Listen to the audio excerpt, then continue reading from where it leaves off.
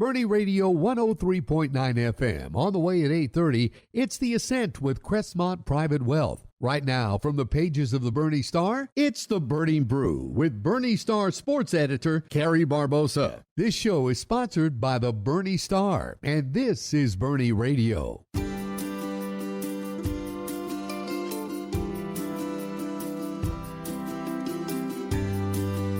Hello, everyone. Thank you for tuning in to this week's edition of the Bernie Brew here on Bernie Radio, 103.9 FM and 1500 AM.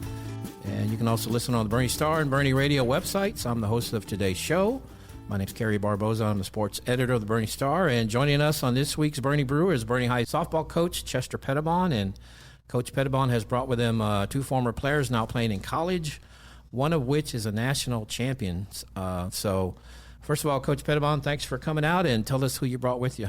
So today we brought, I can't call her Ava because she doesn't respond to Ava. We have to call her Bevo, okay, Rodiguez. And then we brought Brooke Sivek. Ava, I was going to call you Bevo, but I know the story behind it, but the listeners may not know, so tell us where that came from. It's pretty obvious if you follow Texas, so tell us what's with the name. Yeah, so whenever I was little, I did a lot of pitching lessons and like camps. So one of the coaches was hosting a big one, and there's a lot of girls, and I wasn't really listening to what she was saying, and so she kind of called my name, Ava, like a couple times. I didn't respond, and I showed up naturally in all burnt orange gear, hook 'em, everything. And so she kind of looked at my outfit and was like, Bevo, she yelled at me, and I turned around, and it just stuck. Like, that was just who I was. I was always raised as a big Texas fan, so yeah. And how many people now call you Bevo versus Ava? Everyone in my life. Really? Yes. Like even your parents? Parents, grandparents, everyone, yeah. So who calls you Ava? Like teachers, professors and things like that? Some of my professors, they know me because of softball, so they're like, can I just call you Bevo? Like, it's easier that way. I said, yeah, go for it. Well, that's interesting. So you won a national championship. We're going to talk about that in just a second. But, Brooke, you play in Akron with Akron. What's the mascot? The Zips. Okay, so what is a zip? It's just a kangaroo. The zipper was invented in Akron, as far as I know. But all teams ask us what a zip is, and honestly, nobody has a real explanation for it. So. Well, I guess my big question for you is, when I saw you at the camp, you were really excited about the dollar store reopening. So yes. Did you make it out to the dollar store? I did go to the dollar store. They were still stocked. It was packed, though. But yeah. Is there anything for $1? Because there's really not anything for $1 anymore, is there? No, everything was $1.25 that I got. So, yeah. They call them dollar stores, but that doesn't really work anymore. No. Coach Pettibon, y'all had that camp last week. What was the total numbers on that for the week? Well, we had 95, 96 actual sign-ups, but there were only about maybe 70 to 80 kids that would show up on any given day. Each year it gets bigger and bigger, and we get more and more. You know, I got to ask these girls to come back and help, so it's always good to get former players to come back and help you. And they do a great job, and we had them out in the middle teaching everybody how to throw. And whenever you tell them they play college softball, all of a sudden all their little ears perk up, and they start looking, they're like, okay, how do I get to where they're at? Well, I remember when they first started the camps, Jennifer Fox at Alamo Heights started them, and there was maybe 15, 20 girls at the very first few camps, and now it's close to 100, so it's really grown. But do y'all think that's part of the sport growing? Because now with ESPN televising the Women's College World Series, I think there's a league going to start up now that MLB's behind. Do y'all think the sport has grown?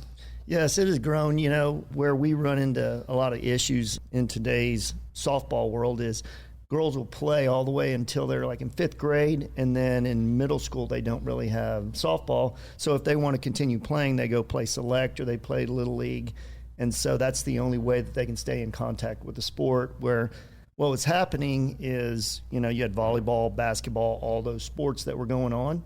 You know, it was easy for them. It was easy access for them in middle school. So we would lose a lot of girls like that for a while. But now with travel ball, it's not select anymore. It tells you how old I am. It used to be called select when I was young. Okay, it's now travel ball. With travel ball, you have more opportunities, and there's more teams out there. So we're seeing a resurgence. And should I call you Ava or Bevo? Just call me Bevo. All right, Bevo. So tell us where you play. East Texas Baptist University. Yes. Right.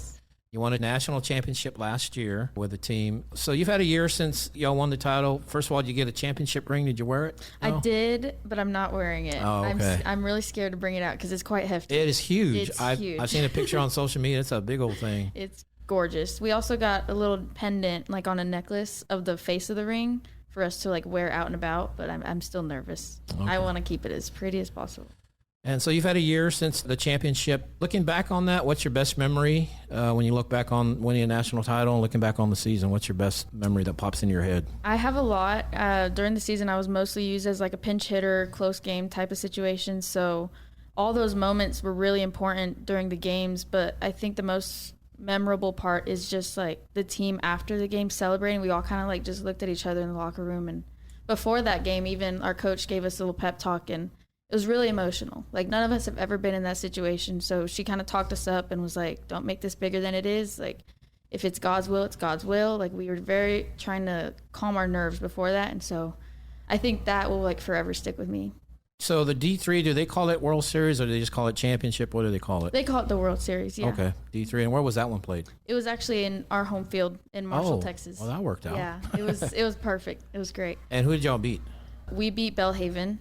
And Okay. so they're kind of like one of our rivals, we consider. So it was really, one, emotional. Two, it was like all the parents knew the rivalry. All the players knew the rivalry. Our coaches were like, we have to make sure that we don't make it bigger, just like our coach said. But, Right. I mean, it meant a lot.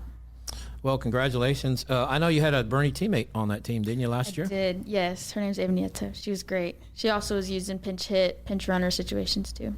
Yeah, and you had how many Avas on the team at one time? There were 3 Avas. Well, actually 2 Avas and a Bevo. Yeah, So 2 Avas and a that's how Bevo. we'll describe it. But I was lucky enough to go see her play in her and Ava play in the semifinal game, and Okay. she had the game-winning hit. Wow. Bevo had the game-winning hit in that game. What'd she throw you? Oh, I think it was like middle out or something. I don't know. Okay. I couldn't tell you the pitch, but You just knew it. And how did that feel? I bet that felt really great. it was good. It was great. Yeah. Yeah.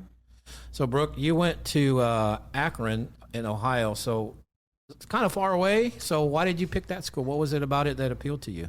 Well, originally I was committed to A&M Kingsville under Craig Nicholson. That's right. Yes. And the summer before my freshman year in college, a couple months before I was supposed to move in, he called me and said he was moving up to Akron, Ohio, and wanted me to go with him. So I had to decide within a couple weeks whether to stay or move across the country, and decided to move up there with him. So A&M Kingsville's D2, right? Yes. Versus a D1. So that's kind of a Yes. no-brainer, right? Kind of, yeah. So now when I saw you last year at the camp, we talked a little bit. You were going to graduate after 3 years, and then you were going to be done and not play your 4th year. And I asked if would you come back to Texas and play in the state, and you said no. But when I saw you this year, you're going to stay, get a master's degree, and play your last year. So what changed your mind there? So, yeah, the original plan was to graduate in 3. I was already ahead of schedule. Might as well come home. It's not like I can get another degree in a year, but turns out I can. Didn't know that. Right. We didn't originally know if he could be able to pay for a master's degree. We didn't know the situation with that. So he offered for me to come back for a year, do my master's. He would pay for it. But yeah, that was it. Kind of just convinced us that I would get a master's for free.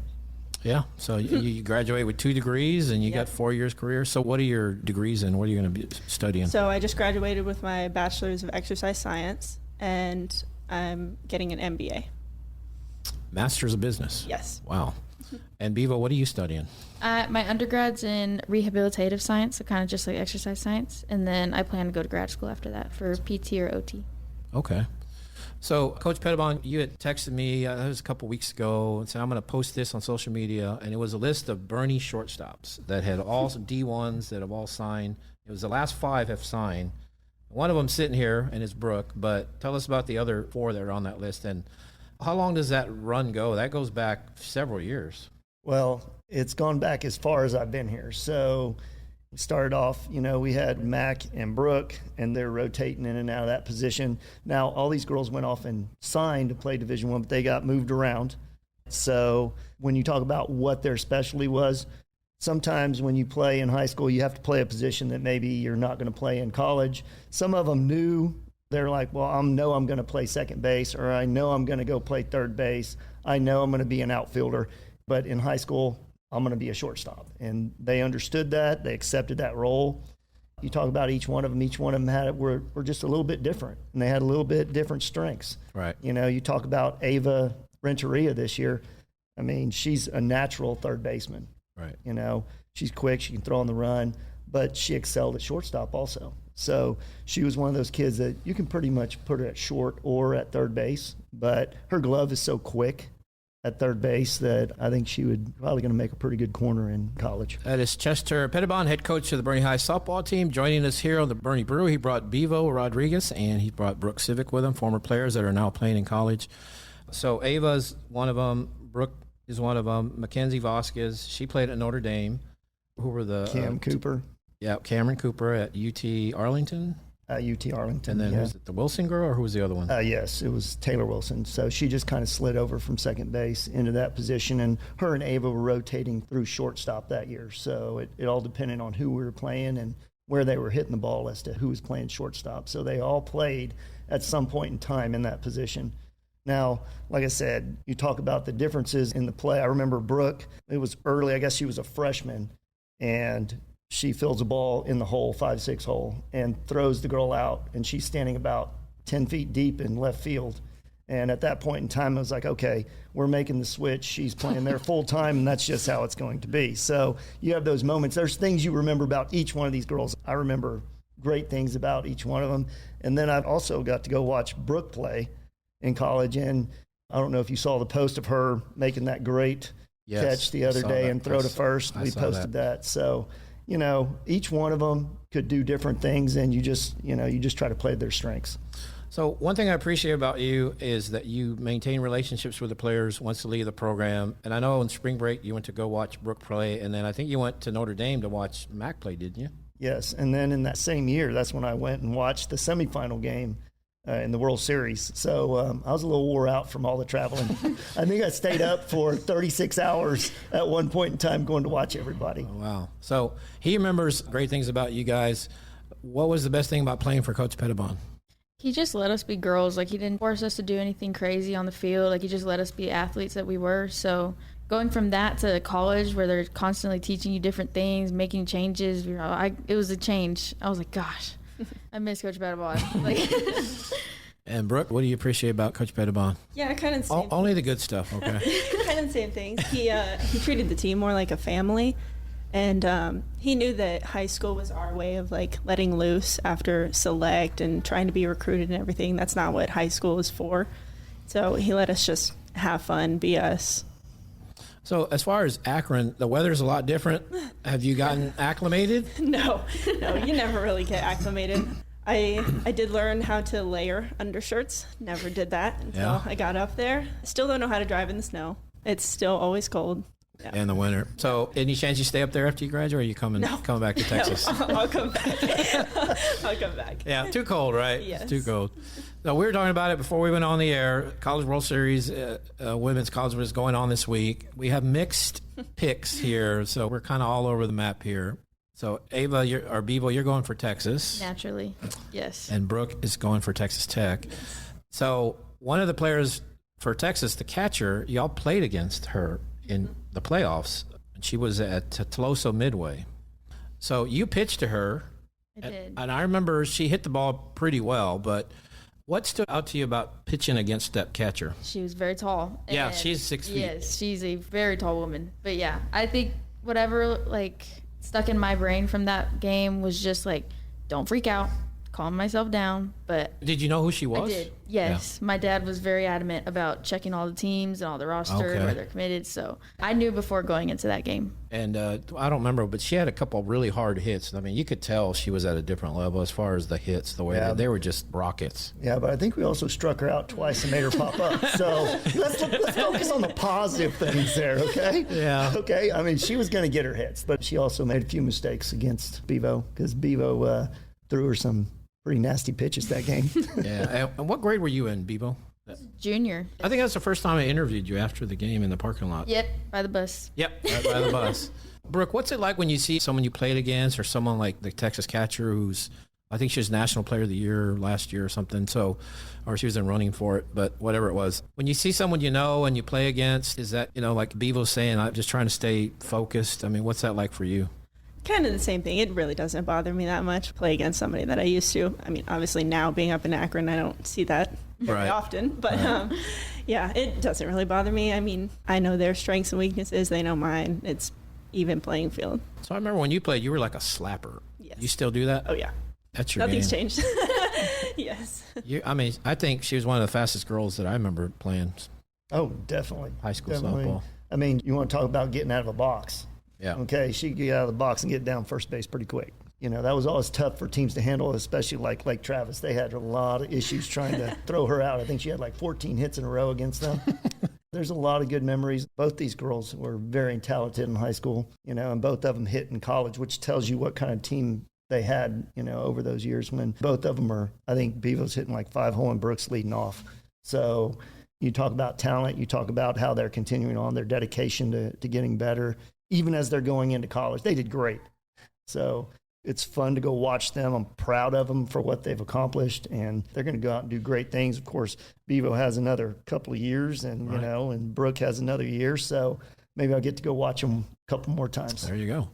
And Brooke, what conference is Akron in? The MAC. MAC conference. Okay. Yeah. What teams are in that? Miami, Ball State, Bowling Green, Kent State, Buffalo, Ohio. Okay. And how have y'all done in that conference over the years?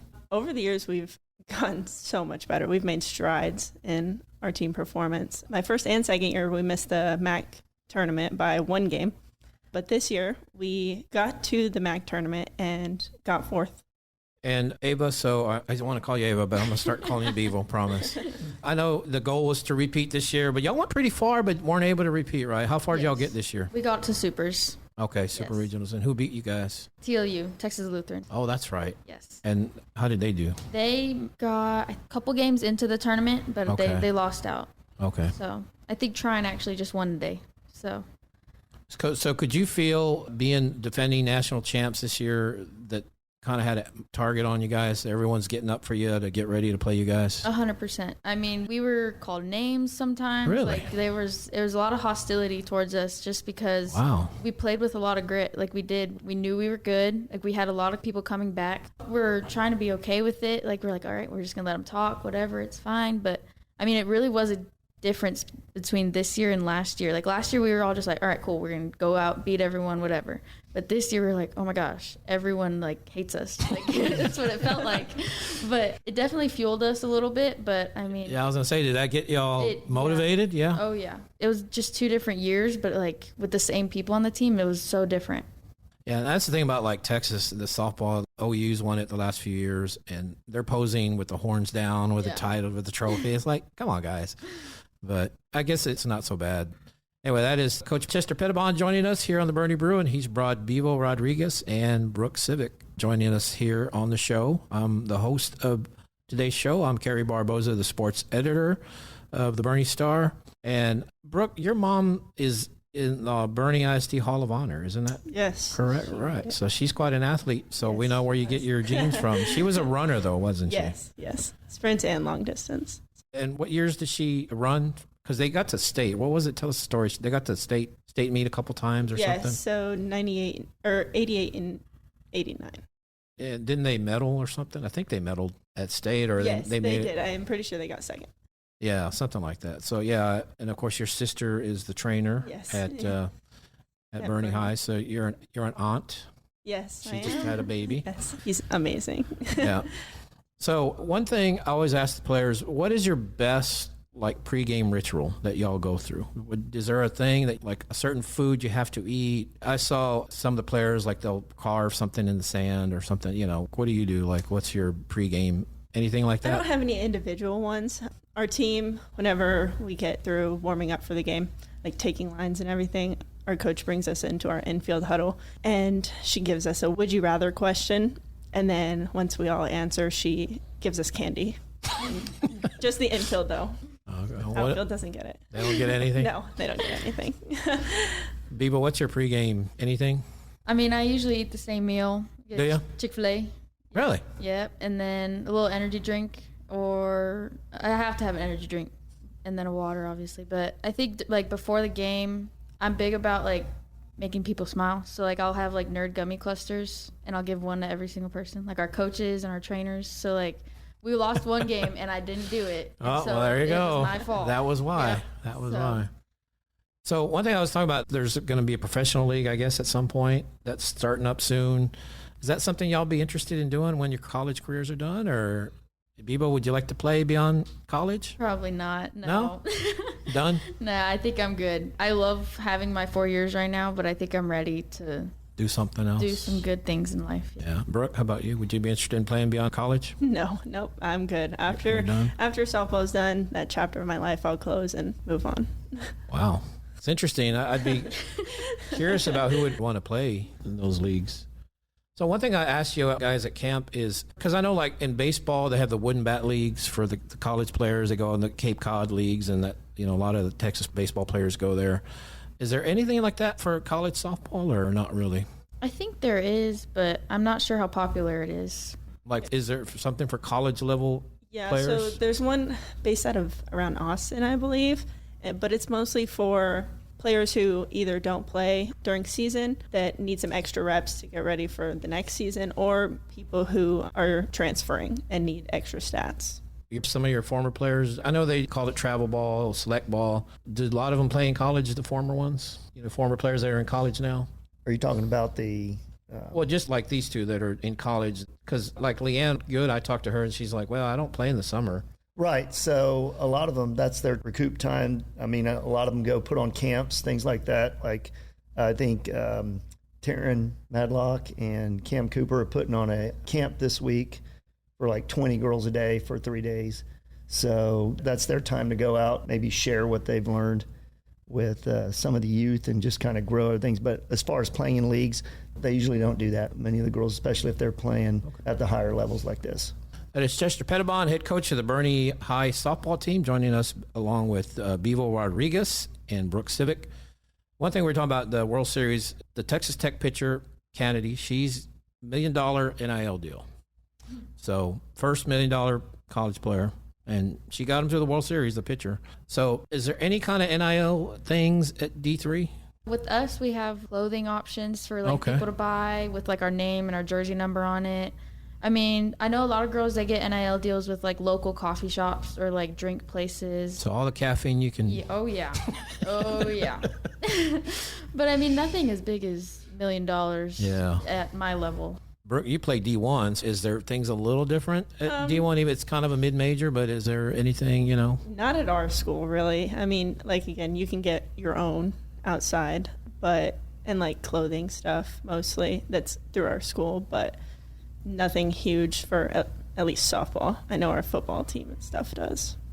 So do they get money? Like, do y'all get money? I mean, yeah, whenever people buy like the shirts and the hoodies with your name on it, you get a portion of that money. Oh, okay. So I think when it first released, I got a couple dollars from that, but it wasn't anything as big as Miller's.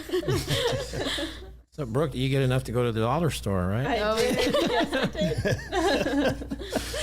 Well, I know when you guys played at Boerne, Bevo, what year did you graduate? It was 2 years. 2023. Yeah, 2 years ago. And then, Brooke, you were a little bit before that. 22. Yeah. So when y'all played, Boerne was a 4A. This year they went up to 5A. Coach Pettibon, what was that like, first of all, moving up to 5A? But y'all always played bigger schools anyway in tournaments. That's true. So when we had these young ladies here, we'd travel to College Station, we'd go to Dripping Springs, and we were playing, number ones, number twos in the state. We'd play, the top-rated teams. So as far as playing at a 5A and 6A level, schools, it wasn't really a big change for myself. So I'm used to seeing those teams. The biggest difference is it's every week. Right. In district, it's every week. Right. Now, when we were 4A, we had some of the top teams in the state. It was us and Fredericksburg, and it was either us or Fredericksburg playing the regional final against Cal Allen every year. Right. So and they just won. And they just won a state championship again. 3 in a row. 3 in a row. Yeah.